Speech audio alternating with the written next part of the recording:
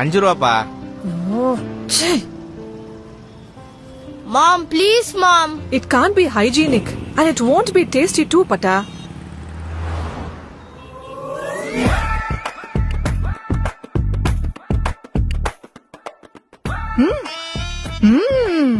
Wow. Oh, 150 rupees தானா? அதான் எவ்வளவு டேஸ்டா இருக்கு. பட்டா, உன் ஹெல்த் அண்ட் ஹாப்பினஸ்க்காக மம்மா எவ்வளவு வேணாலும் ஸ்பெண்ட் பண்ணுவேன்.